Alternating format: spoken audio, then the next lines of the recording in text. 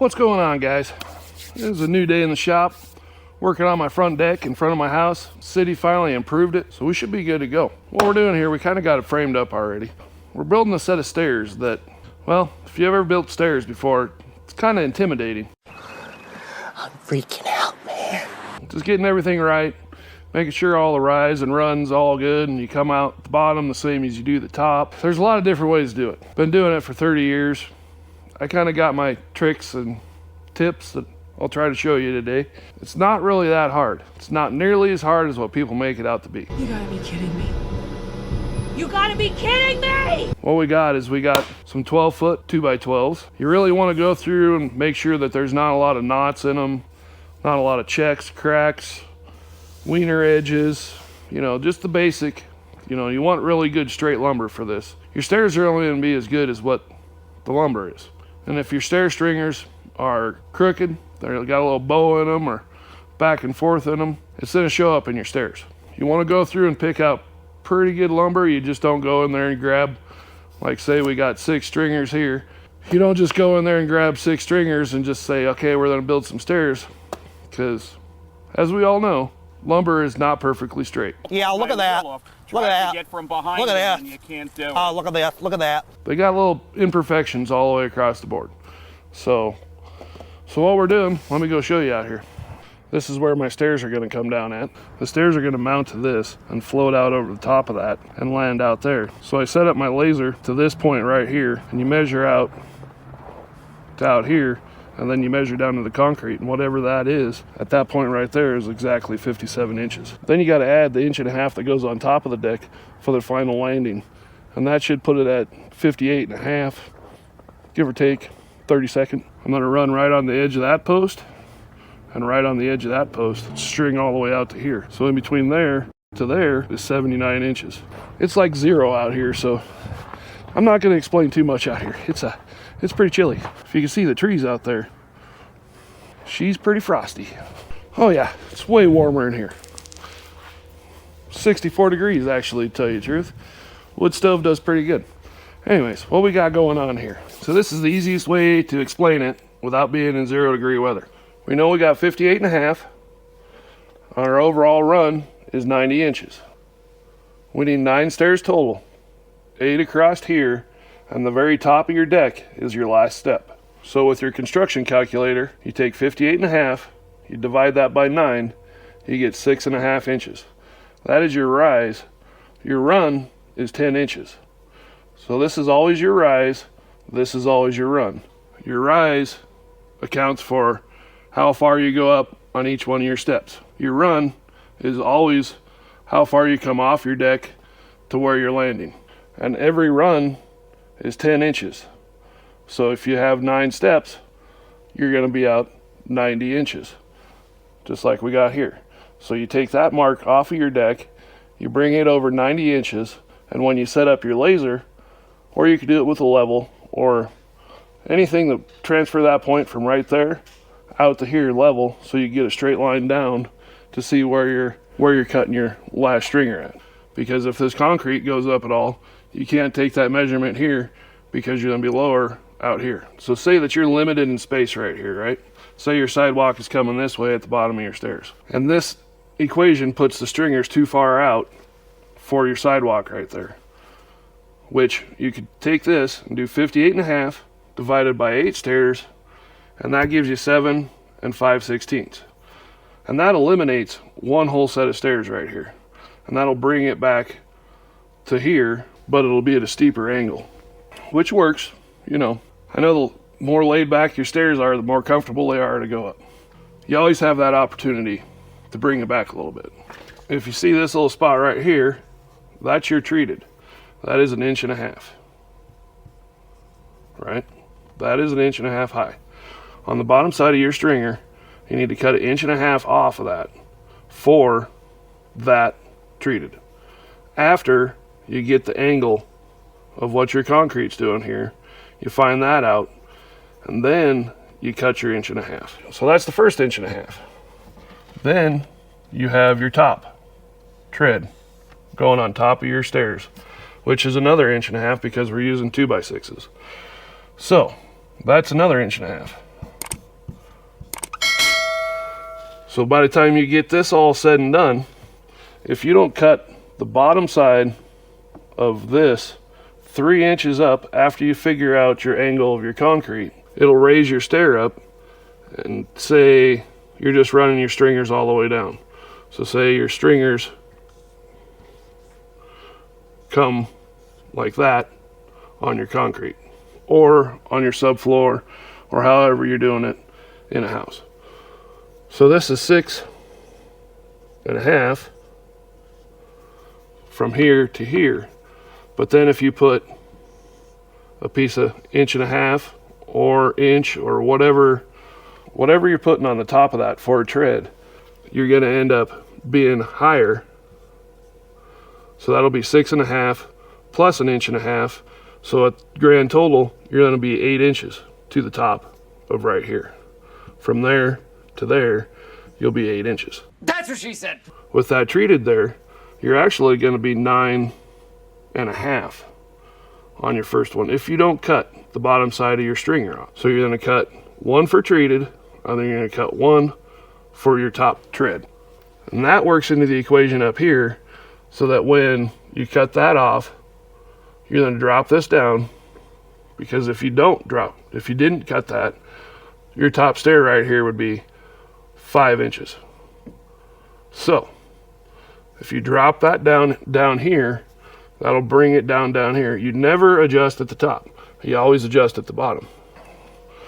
So with that all dropped down, this being level all the way down, this being at 6.5 from there to there, everything will work in uniform all the way to the top. You guys following me so far? I know it's confusing. Nope. I know that it's complicated, but if you take these steps, it'll come to you when you're doing it. It'll end up perfect every time. As long as you're landing on a flat level surface here, you usually don't got to adjust the angle of your stringer. You usually just land it right down on there. You cut 3 inches off of that, and it's perfection all the way down. Usually all your runs on stairs are 10 inches. You can make them longer, makes a bigger flat spot on the top, foot fits better, everything, but 95% of all houses that you do, your run is always 10 inches. Now on your rise, by code, you can't be more than 7 3/4. So from that step to this step, you can't be taller than 7 3/4. And that's by code. So you got to go below that, which, below 7 3/4 is ideal, in the perfect scenario. You could usually make everything work. Also by code, you can't make this step 6.5 and you do all these up. And if one of these stairs going all the way down here is 3/8 of an inch taller or shorter than all the others, that won't pass code. So you have a limit of 3/8 of an inch between all your stairs that you could be higher or lower. As everybody knows, you walk up and down stairs and you take that first step and your foot gets trained to that first step. And then you go to the next step, and if that step is different, you feel that. And if you feel that all the way up, you'll end up tripping. It's going to be a trip hazard. That's where things get all complicated. And that's when you got to get to the homeowner and go, what kind of flooring you putting on top of it? Because that makes a big difference. Say you put tile down, first you got to put some kind of backer down, so that's probably about 3/8 of an inch. And then a tile, anywhere from 1/4 to, depending on what kind of tile you get, you got about 3/4 of an inch. If you don't know that, and you go to put your stairs in, and then you put tile on top of that, that's going to throw you out of code right there for that 3/4 of an inch for the tile backer and the tile. Just remember that, because that'll catch you. America, baby. You're going to need a good framing square, good construction calculator. Don't just do it off your phone. 2 little stair gauges, an extremely sharp pencil for a nice mark so you get right in there, good knife to keep your pencil sharp, jigsaw, and a skill saw. That is all you're going to need to build a set of stairs.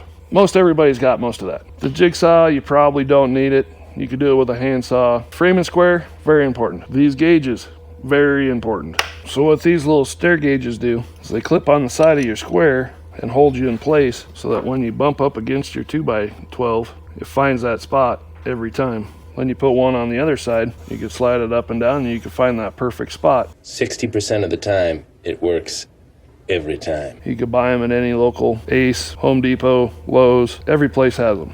It'll be different on every set of stairs. There is not one set of stairs out there unless you're in a perfect world where it lands that every time. So like you go to these big box stores and you can buy these stringers and, you know, prefab stringers. They're not going to be perfect for the scenario that you're sitting at. Come on, you gotta be kidding me. If you want a perfect set of stairs, you got to make them. It's just plain and simple. You're right. And we know we're going to be 6.5 inches. So you set it on that 6.5 mark, right on the edge of your 2x12. And then you come over your 10 inches on this side and you put this in here. It ain't going to be on the 10 mark. You want the board to be on the 10 mark. Wherever that hits, perfectly in line with your 2x12, you tighten that down.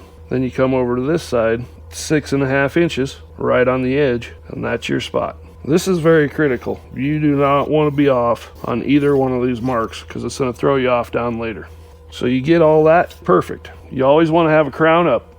You're measuring off, you're cutting off your crown side. So if your board does a little whoop ski to it, whoop, you know, you want that on top. No board's ever straight.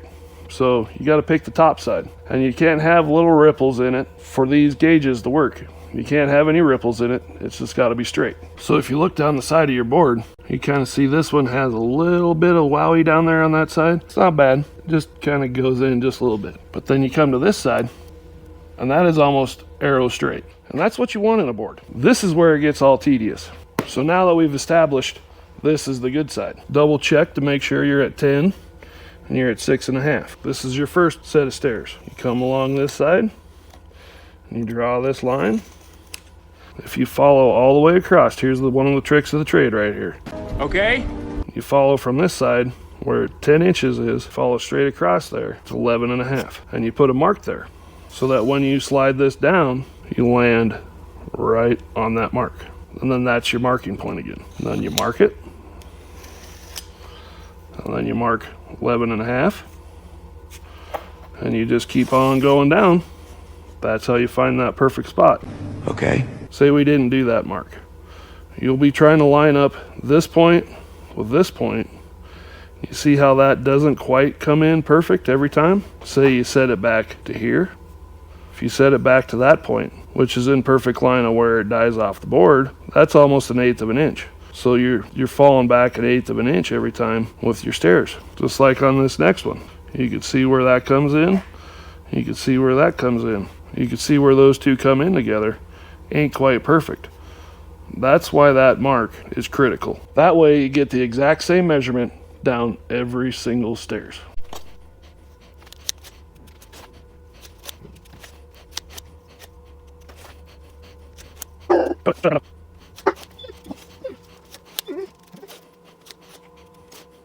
On the top stair, you take your square and you run that right down that cut line. You make it beautiful all the way through there. Now if you can see, this is where the deck goes. That's where the deck is, on that point right there. And then you make that cut to mount up to the deck for your tester piece. Then you go down to this side, and this would have been the 9th stair, but you always take in consideration that landing on the top of your deck, that's a stair. So you only make 8 of these. You don't got to make 9. So if you see, I got 8 here, and this is 9. So this is going to be the bottom of my stairs. You flip your square over and see how that runs right into that on that side. This is your cut line. It goes all the way across there. Then it runs perfectly in line with the stairs going this way. You guys getting what I'm throwing down here? It's not really that complicated. It just takes a couple little cheap tools. After you cut all these, I would just cut the bottom one. Don't cut every stair in here yet. Cut your bottom one and cut your top one on that line. Then go back out there and set it up there. Bring a level with you and line it up. And you try to make sure that that's dead perfect. If you have to do any adjustments, we're not to that point yet, but you might have to do a little adjusting. So when you're running your skill saw through this line that you're cutting, don't just hog off on one side or the other. You got to make sure you're on the right side of the line, and that skill saw blade should just be tickling that line all the way through there. So you're leaving what you're actually marked. You don't want to jump onto the other side of the line, because that, a skill saw, it's about a 1/16. It's not quite an 1/8, but it's a fat 1/16. So if you cut on the wrong side of the line, your stair's off 1/16. Here's Johnny.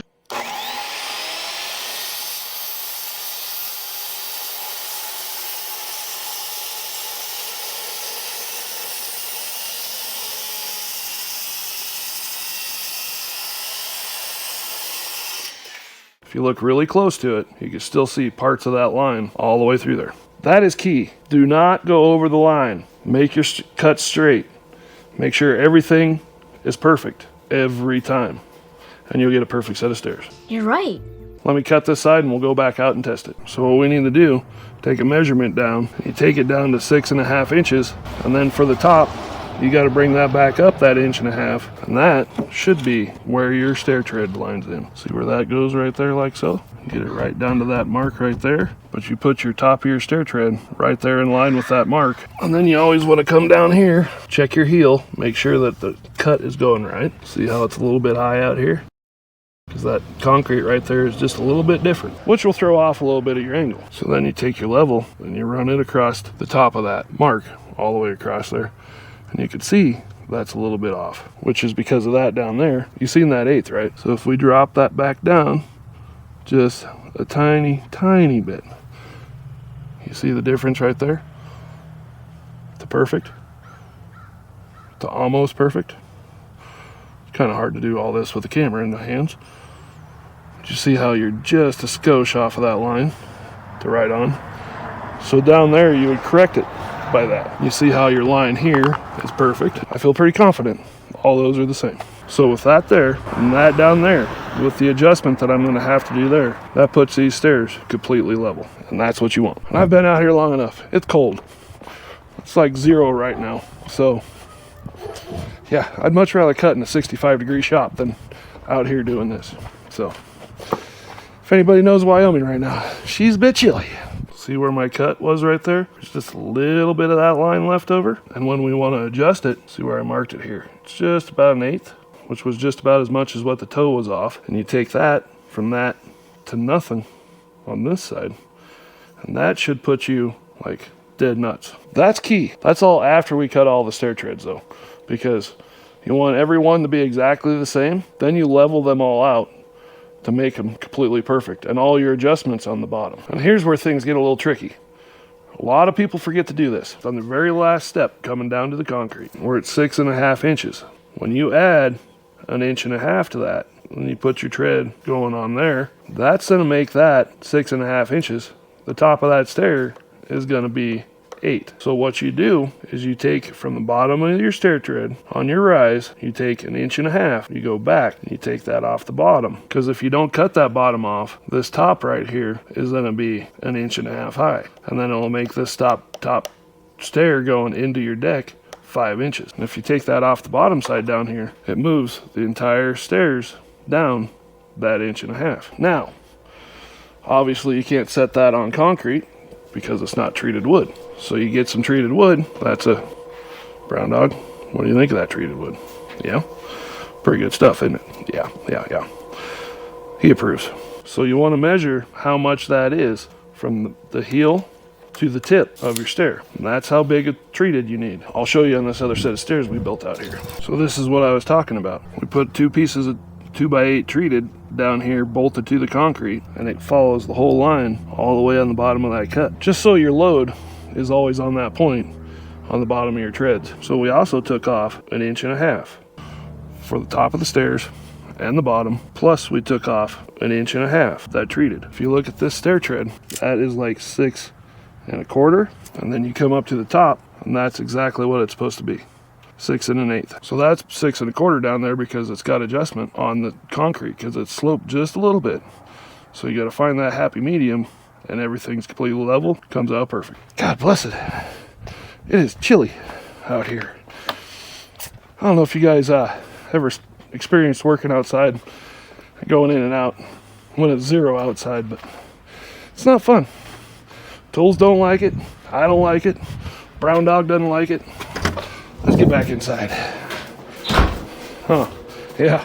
That thing is way nice right now. That is chilly. So, you guys follow me so far? You got to take that 1.5 inches off the bottom.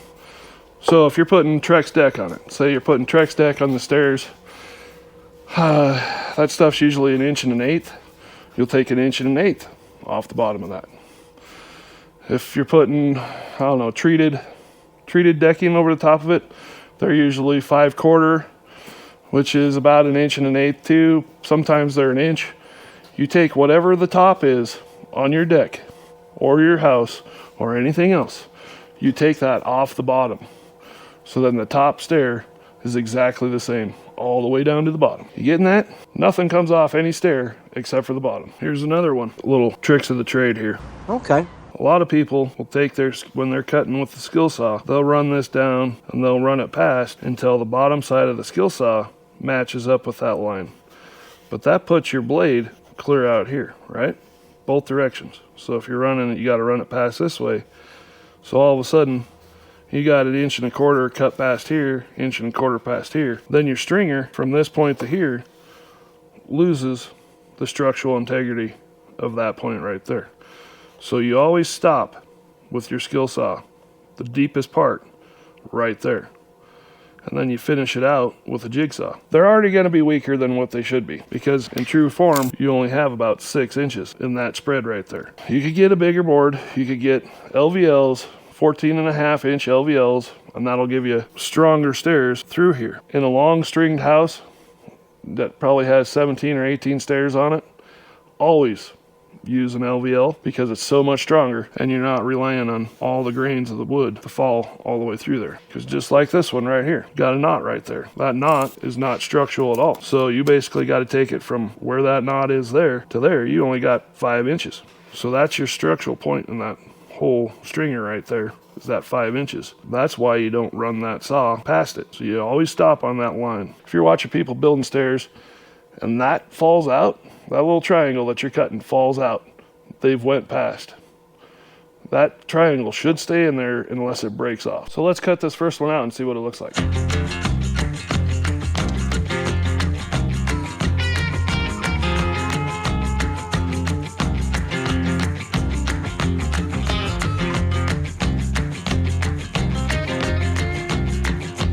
So this is what I'm talking about. I stopped right there on each one.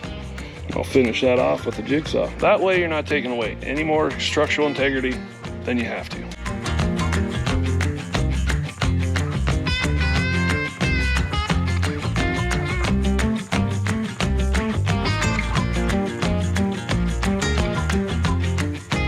So if you see in there, if you ran that skill saw past that to get that all the way out, that's how much you'd have to run past. If you get a good jigsaw, nice blade, fine tune it, you don't have to go past it.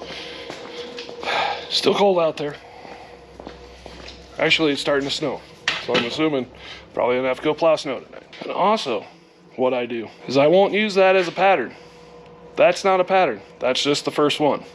I'll mark out every one exactly how I did that one. Because a pattern, you get a little bit off on your pencil, depending on your cuts. If you have one stair tread that's not quite cut perfectly, well then if you mark it as a pattern, the next stair is going to be off, and then the next stair, and the next stair. Don't use that as a pattern. Use your square to do every one each time. That is critical for a perfect set of stairs. Okay. So much easier, and you'll get better results if you mark them out every time. A lot of people will use it as a pattern.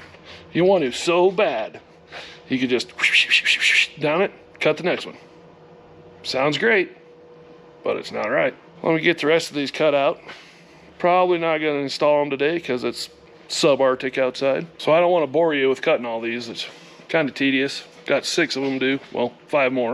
All right, guys, got them all cut. So ended up having a goof up. Not really my fault, but what happened is, this is why it's very important to pick out good lumber.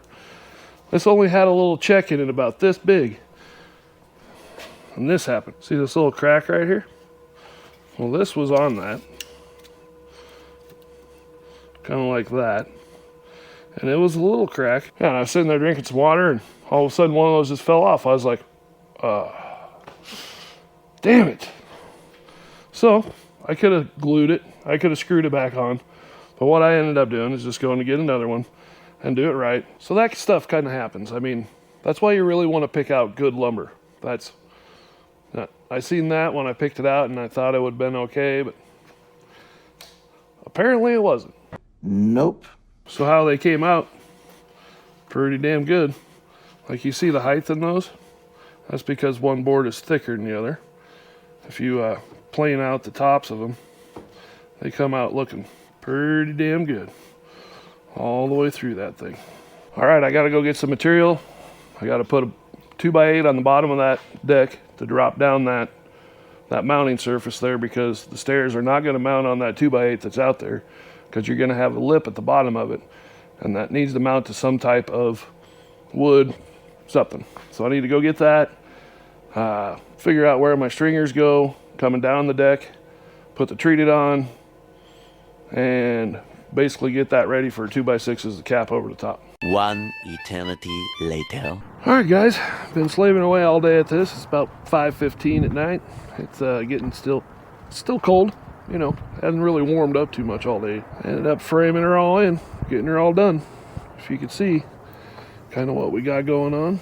The treated comes all the way out to the heel. I adjusted everything across there with the bottom tread landing on that concrete, so it comes in just right.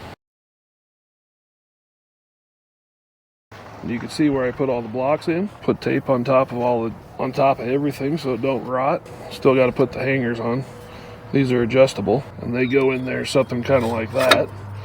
This pivots right here and holds the bottom of the cord up. Then we got these inside hangers that go in right there. Everything from here, 6.5 to the top, 6.5 to the top, 10 inches coming out. If you can see, that's on the bottom, just shy of 5. So that's going to be 6.5. I don't know if I really talked too much about this earlier, but this one spot right here, you got to put another 2x8 underneath this 2x8 rim so that this could actually mount to it. If you can see right there. Overall, it turned out pretty damn good. Oh, it is still cold out there, if any of you guys were wondering. So, but anyways, that's basically how you build a set of stairs. I mean, once you get to it and you kind of get it going, you'll understand it. It is a time-consuming process. It's not like you could just go out and build a set of stairs and, you know, one morning and go do something else in the afternoon and be done with it. At least not that size stairs. I could pretty much bank on being a whole day, if we're on the job, a whole day of building stairs for a pretty good sized set of stairs. It's part of the old building process.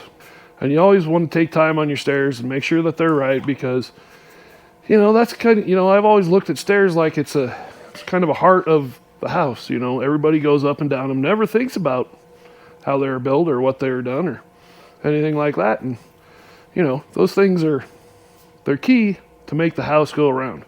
Like, you got to go up those stairs just to get into my house. We're going to be hitting that 5 or 6, 7 times a day, probably. You want them to be right, and you want them to last a long time. Take your time, you know, go through all those keys that I had, all those points that I had of sharp pencils, squares, you know, make sure your cuts are perfect. Make sure your lumber is straight and not cracked, and you go through those steps and it's going to work for you. I have faith in you guys. You got it. I know you got it. It's very stressful. I know it's very intimidating, but you got it. So, but anyways, we'll be seeing you on the next one, guys. We're out of here.